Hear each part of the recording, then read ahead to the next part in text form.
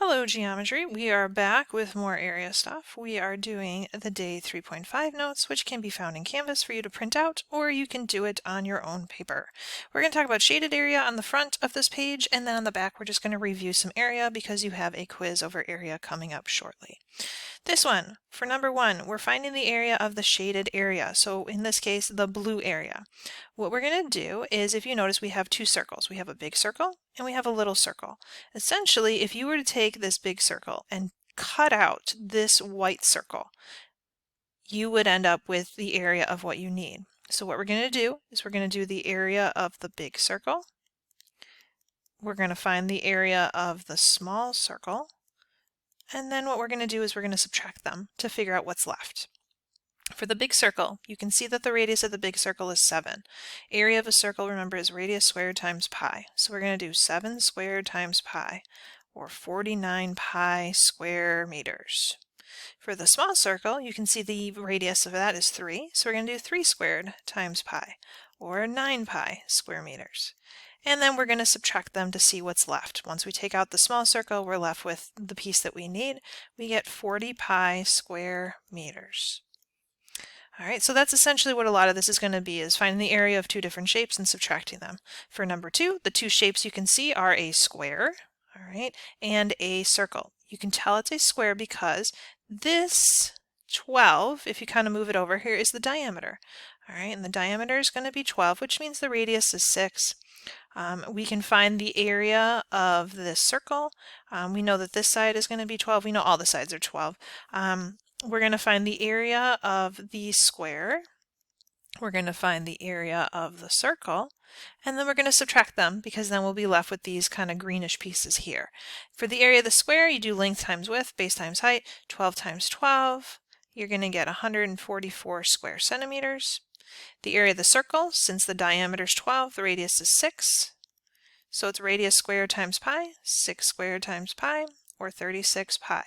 Now, when we go to subtract these, it does say in the directions to give an exact area. So you're not going to actually subtract them on your calculator, giving me a decimal answer. You're just going to do 144 minus 36 pi.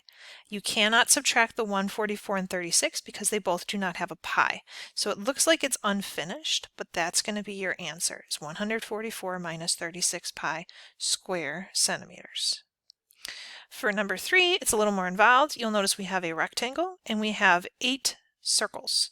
For this guy, this is 16 across, which means if you move it down, all right, we're going to have 2 circles. This would be 8 and this would be 8, meaning the radius of these circles is 4. Half of 8 is 4. The other thing we have to figure out, so we can easily find the area of our circle because we know the radius. The rectangle, we need to figure out what the height of this thing is. What I'm going to do is I know that the diameter of each of these circles is 8. So if this is 8, this is 8, this is 8, and this is 8, there's 4 eighths, meaning the height of this thing is 32 feet. So now what we can do is we can find the area of one circle. Let's start with that. One circle, radius squared, 4 squared times pi, you get 16 pi. But there's 8 circles. So the area of 8 circles is going to be 16 pi times 8 of them, giving me 128 pi. I need to find the area of the rectangle, which means I'm going to do 32 times 16. 32 times 16 is 512 square feet. From there, we're taking the rectangle and we're subtracting out the 8 circles.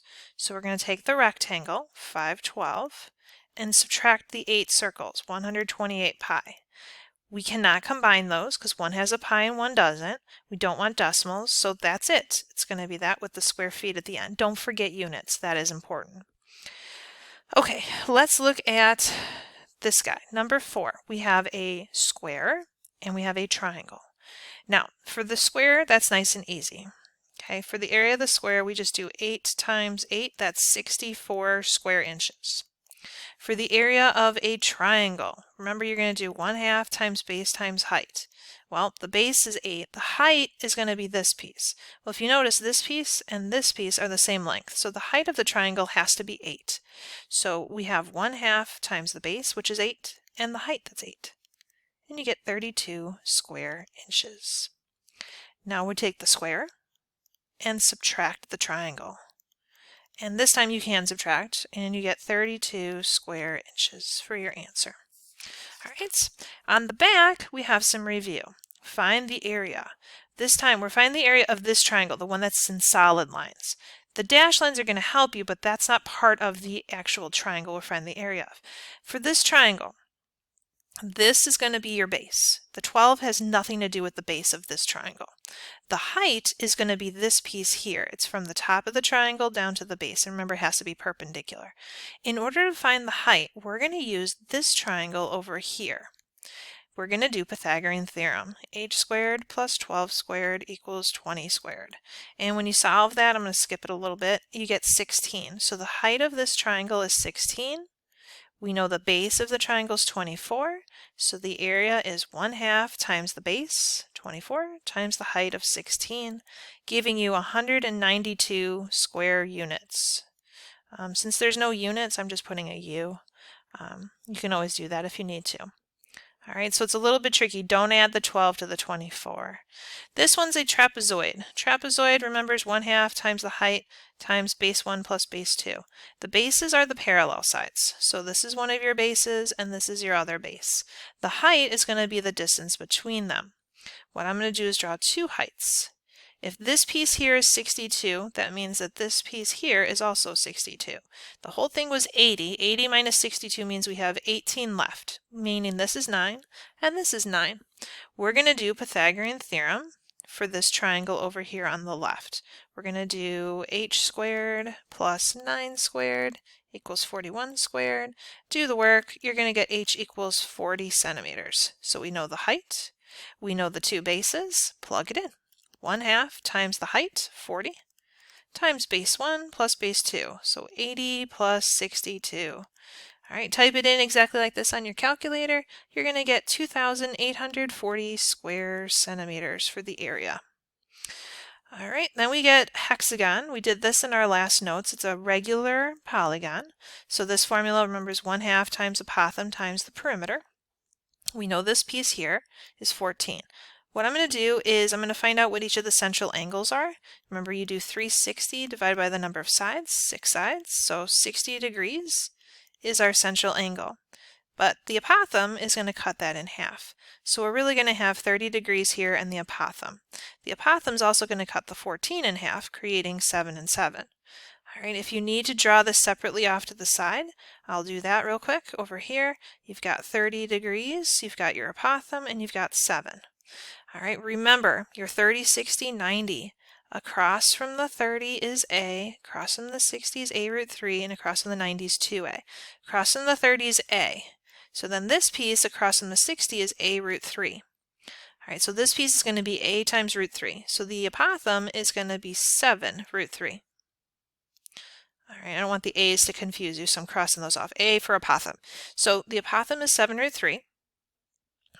We need to do 1/2 times the apothem, 7 root 3, times the perimeter. Well, if this side is 14, that means that each of these sides is 14. So you can do 14 times 6 to get your perimeter. The perimeter is going to end up being 84. So we're going to do 1/2 times the apothem times the perimeter. And it wants exact answers, so that means don't multiply by root 3. Just multiply everything else on your calculator. So 1/2 times 7 times 84 will give you 294. And then just tack on the root 3 and the units, square feet, at the end. All right, so exact area means don't type in any radicals on your calculator because that will give you a decimal. We don't want decimals with exact answers. Okay, for this one, isosceles triangle. Okay. So isosceles means two of the sides are congruent. It's got a base of 30. Each leg is 17. For the area of a triangle, you're doing 1/2 times base times height. Well, we know the base. The height is what we need to find. The height is going to cut that base into two equal pieces. So essentially what we're going to be doing is we're going to be looking at this triangle here that I'm tracing in purple, and you're going to do Pythagorean Theorem. H squared plus 15 squared equals 17 squared. And when you solve for the height, you're going to get h equals 8. So the height is 8. And now you can find the area. The area is 1/2 times the base of 30 times the height of 8. Okay, you're going to get 120 square inches for the area of that guy. A rhombus, okay, find the area of a rhombus whose perimeter is 136 and has a diagonal of 60 inches. For a rhombus, remember the formula is 1/2 times diagonal 1 times diagonal 2. You could do base times height, but since it mentions a diagonal, we're going to do a diagonal formula. You can draw this out to get kind of a better visual. Remember that a rhombus has 4 equal sides. So if the perimeter is 136, you can do 136 divided by 4. You're going to end up with 34 for each of the sides. We know that the one diagonal is 60 inches. So what I'm going to do is draw the two diagonals. They are perpendicular. If the one diagonal is 60, that means that each of these pieces is 30. And then we don't know what these other pieces are, but we do know that these two pieces have to be the same. I'm going to call that x, all right, because we got to find out what the other diagonal is. What I'm going to do is I'm going to focus on just this triangle here in pink, and I'm going to do Pythagorean Theorem.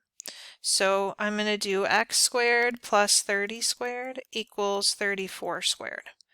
And when you solve that, you're going to get x equals 16. So that means that each of these pieces is 16. Now we can find the area. The area is going to be 1/2. Diagonal 1 is going to be 60, because it told us that. And the other one is 16 plus 16, 32. 1/2 times 60 times 32, you're going to get 960 square inches for your answer.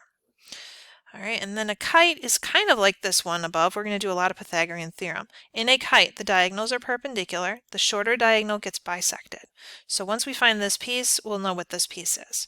The area of a kite is the same thing, 1/2 times diagonal 1 times diagonal 2. We're going to do Pythagorean theorem with this triangle here. So I'm going to do 6 squared, I'll call this x, plus x squared equals 10 squared. Do your Pythagorean theorem, you're going to get x equals 8. So this piece is 8, which means that this piece is 8. Now what we're going to do is I'm going to focus on a different triangle. I'm going to focus on this triangle here in purple.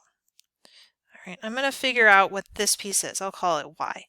I know this is 8, y, and 17. I can do Pythagorean theorem. 8 squared plus y squared equals 17 squared. Solve it, you're going to get 15. So y is 15. And now that you have all these pieces, you can find the diagonals. We know that this diagonal here in yellow, it's a little hard to see, this diagonal here in yellow is 8 and 8, which means that that diagonal is equal to 16. And the other diagonal, doesn't matter which one's diagonal 1, which one's diagonal 2, the other diagonal here in green is 15 and 6. So if you put 15 and 6 all together, you're going to get 21. And so you do 1/2 times 16 times 21. All right, and you're going to end up with 168 square millimeters for your answer. Okay, so hopefully that kind of helps summarize everything. You'll have a review worksheet that you'll be working on that'll also kind of incorporate all of this. Good luck!